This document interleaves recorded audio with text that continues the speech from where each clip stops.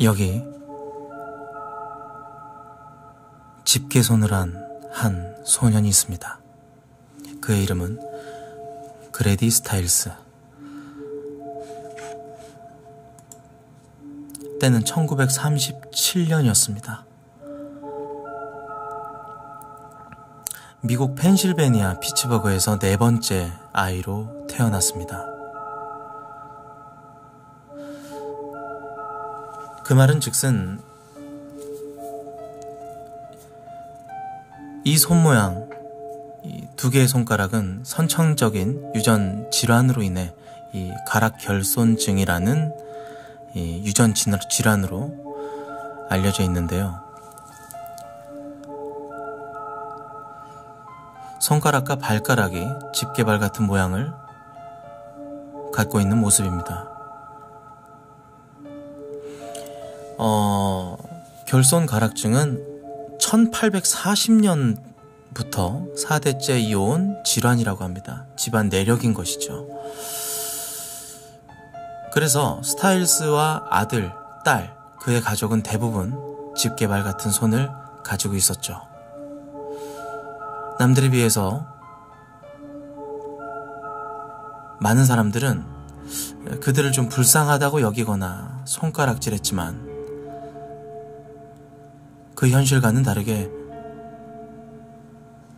가족들은 이것을 기회라고 생각했습니다. 발상의 전환, 일명 랍스터 패밀리라는 가재가족, 랍스터 가족이라는 별명으로 이 선천적인 집안 내력, 이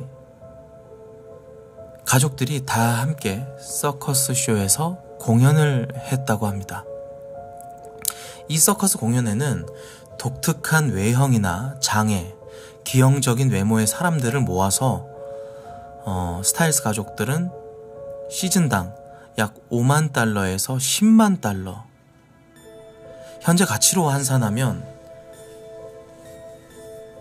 당시에는 훨씬 큰 가치였습니다. 하나 6천만 원에서 1억 원 정도의 수입을 매 시즌에 올렸다고 합니다. 그레디 스타일스는 어린 시절부터 이 공연을 하는 모습을 보고 자랐고 자연스럽게 아버지를 따라 7살 때부터 쇼에 참여하게 됩니다. 그리고 스스로를 랍스터보이라고 칭하게 되죠.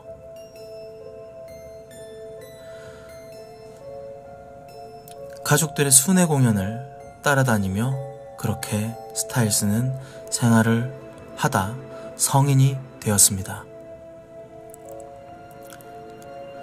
가출을 한 뒤 서커스에서 공연 스태프로 일하는 19살 메리를 만납니다. 두 사람은 사랑에 빠져 결혼을 하게 되고요. 아이를 셋 낳게 됩니다. 그 중에 2명은 그레디 스타일스처럼 희귀질환을 갖고 태어났죠. 스타일스는 자신의 아버지가 그랬던 것처럼 자신의 손을 닮은 자식들을 쇼에 등장시켰습니다. 스타일스 가족은 손이 약간 불편한 것 빼고는 남들이 보기에 평범한 가족처럼 보였는데요. 하지만 스타일스의 이면은 존재했습니다. 폭력적인 성향, 그리고 그는 알코올 중독자였는데요. 이로 인해 언어적, 신체적으로 가족들을 학대했습니다. 사진에 보시다시피 그는 휠체어 생활을 하며 걷지 못했기 때문에 상체의 힘을 이용해서 기어다니거나 남에게 도움을 받아야 하는 지경이었죠. 하지만 스타일스는 상체의 힘이 보통 사람들보다 좋은 편이었다고 합니다. 남다른 상체의 힘을 이용해 아내와 아이들의 목을 조르거나 폭력을 행사했고 늘 죽이겠다며 협박을 해왔습니다. 때로는 그냥 재미로 휠체어를 타고 아내와 아이들에게 박치기를 하기도 했습니다. 스타일스는 사람들이 서커스 공연이 아닌 길거리에서 자신의 손을 무료로 볼 수 없도록 하기 위해 손을 가리고 다녔습니다. 큰 가죽 장갑을 끼고 말이죠. 스타일스는 욕설 그리고 성질, 난폭한 문제로 자신의 아이들이 누구와 교류를 하는지 그리고 일일이 간섭하고 통제하기도 했다고 합니다. 심지어 스타일스의 딸 캐시는 임신을 하게 되는데 당시 학대당하는 엄마를 보호하려다 그만 아빠에게 심각하게 폭행을 당함으로 인해서 아이를 조산하기도 했었습니다. 한 가족의 가장에서 점점 난폭한 가장으로 거듭나는 스타일스. 캐시는 늘 말해왔습니다. 전 아버지가 사탄이라고 생각해요.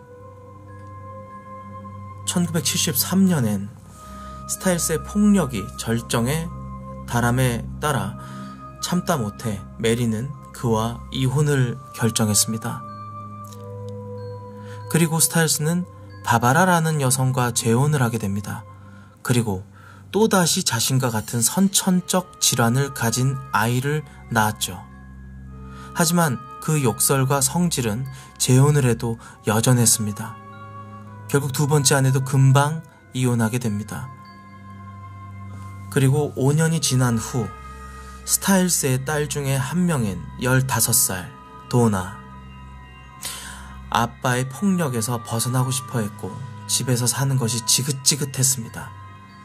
집을 탈출하는 유일한 방법은 결혼이라고 생각했죠. 도나는 근처에 사는 18살 잭 레인과 연애를 하기 시작하며 곧 약혼을 했습니다. 하지만 문제는 스타일스가 딸의 약혼자인 잭을 인정하지 않았죠.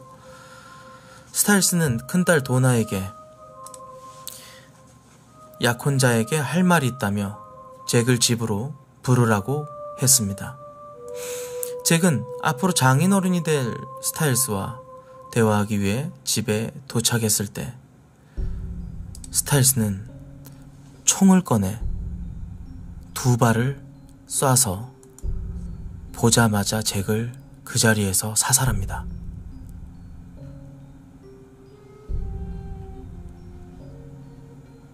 그리곤 딸의 생각을 읽었는지 자신에게서 벗어나려고 했던 생각을 미리 읽었었는지 도나를 쳐다보며 비웃었다고 합니다.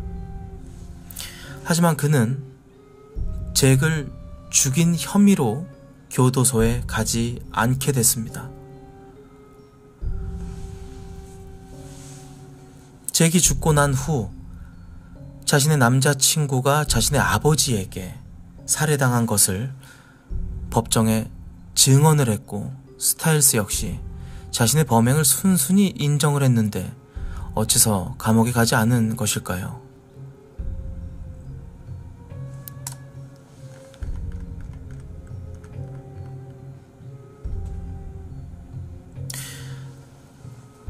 나중에 법정에서 그는 3급 살인죄로 15년형을 선고받았습니다.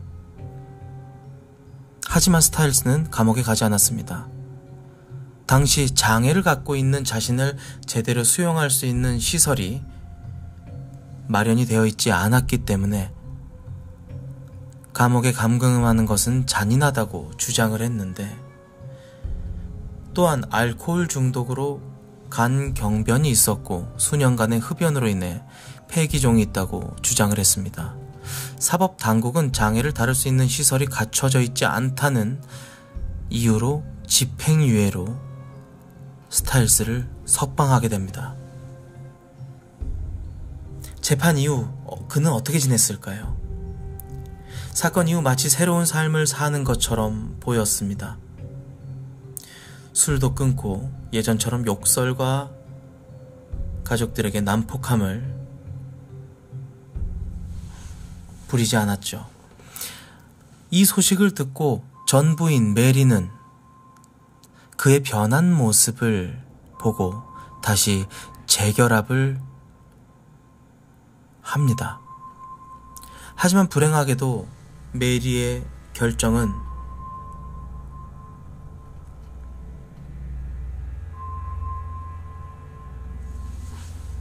그리고 그 행복은 오래가지 않았습니다. 재혼한 지 몇 주가 되지 않아 스타일스는 다시 술을 마시기 시작합니다. 그리고 이전보다 가족들을 향한 학대는 훨씬 심각해졌습니다. 심지어는 술에 취한 채로 쇼에 오르는 일이 잦아졌고 공연 도중 관객들에게 돌진하는 사고를 저지르기도 했죠. 스타일스는 살인과 같은 심각한 범죄를 저질러도 선천적인 기형 때문에 교도소에 들어가지 않는다는 사실을 알고부터는 더욱 의기양양해졌다고 합니다. 그리고 가족들은 그 사실로 인해 더욱 고통받았습니다. 자신들이 아무리 학대를 당하거나 심지어 살인을 당하더라도 스타일스가 교도소에 들어갈 일은 없을 것이며 이 학대는 멈추지 않을 것 같았기 때문입니다. 스타일스는 틈만 나면 가족들에게 죽이겠다며 협박을 했고 실제로 딸의 남자친구를 한번 죽였던 사람이기 때문에 가족들 모두가 스타일스를 두려워했습니다. 메리는 그때 생각했습니다. 다시 변해버린 남편, 그와 이혼하고 그 곁에서 떠나버린다면 자신을 어떻게든 찾아내서 죽일 것이 두려워졌고 남아있는 아이들에게 무슨 짓을 할지 그것 또한 걱정이었습니다. 메리가 다른 남편과의 사이에서 낳은 아이 해리 뉴먼, 그는 어떻게든 엄마를 보호하기 위해 돕겠다고 나섭니다. 메리는 이 씨다른 아들 해리에게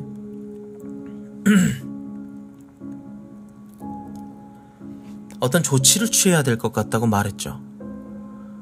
아들 해리는 그 말을 듣고 크리스토퍼 와이언트라는 이웃에게 $1,500, 하나 약 180만원 가량을 주고 살인 청부를 하게 됩니다.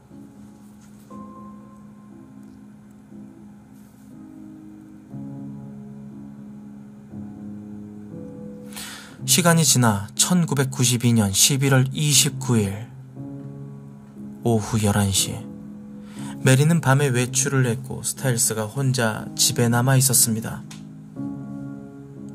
옆집 이웃 와이언트는 장전된 총을 들고 집으로 들어갑니다.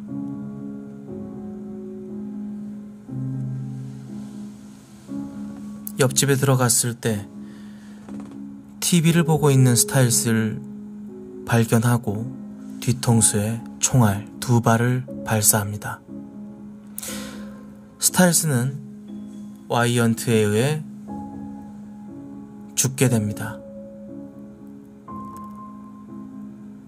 스타일스를 죽여달라는 부탁을 받고 총으로 쏘았던 17살의 옆집 이웃 크리스토퍼 와이언트, 그는 2급 살인 혐의로 27년형을 선고받았고 2009년에 석방이 되었습니다. 그리고 살인 청부를 의뢰했던 아들 해리,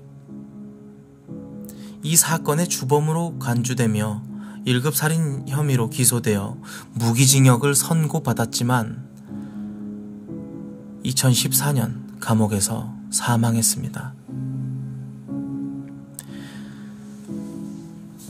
아들을 잃고 난 메리는 자신이 가정폭력 피해자였다는 것을 알리며 항소했지만 거절당했습니다. 살인공모죄로 12년형을 선고받으며 2000년도에 석방이 됩니다. 그리고 남은 가족, 메리와 두 자녀, 그들을 인터뷰해 봤습니다. 메리는 이렇게 얘기를 합니다. 카메라 앞에 서서 제 남편이 죽은 것은 안타깝지만 이젠 가족들이 안전해서 다행이라는 생각이 들어요. 잘 죽었어요. 제 남편. 스타일스는 평소 좋지 않은 행실로 인해 장례식에 단지 10명의 조문객만 올 정도로 지역사회에 미움을 샀고 아무도 그의 관을 들여주지 않으려고 했다고 합니다. 이 스타일스의 이야기는 매우 유명해져 아메리칸 호러 스토리를 비롯한 많은 영화와 드라마 등의 미디어에 영감을 주는 소재로 쓰였다고 합니다. 그리고 스타일스의 아들 중 한 명, 여전히 쇼에서 공연을 하고 있다고 합니다. 서커스단에서 공연하는 공연가였다. 살인자가 되고 결국에는 살인 피해자가 된 그레디 스타일스의 일생.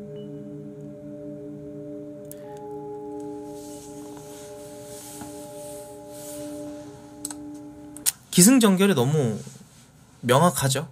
예, 미스테리라고 할 수는 없겠지만 제가 이 자료를 가져온 이유는 좀 그런 생각이 들더라고.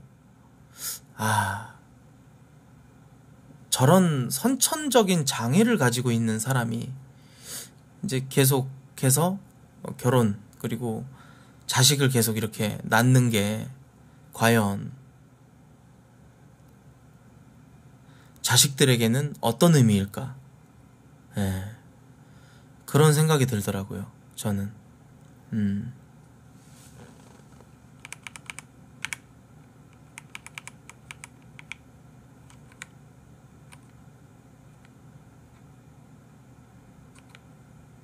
근데 애를 못 낳게 한다는 건 또 장애에 대해서 차별하는 그런 또 시선이 있을 수가 있으니까. 근데 뭐 돈은 기깔나게 잘 벌었네요, 스타일스. 당시 5만 달러에서 10만 달러면 여러분들 한 시즌에 그 정도면 어마어마하게 버는 거지. 그 당시 환율로 생각을 했으면 몇 억대 벌었다고 해도 과언이 아닐 정도니까.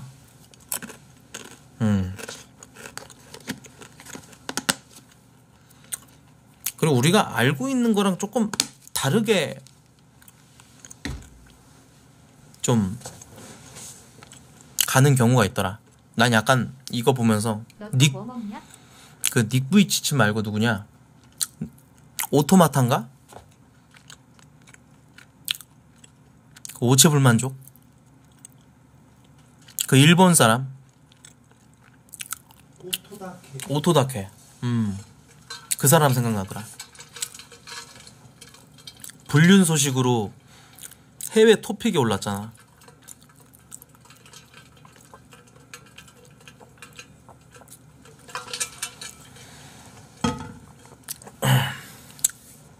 오토마타. 오토다케.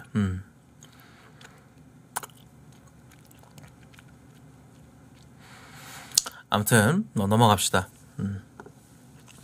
자, 가볍게 하나 풀어봤고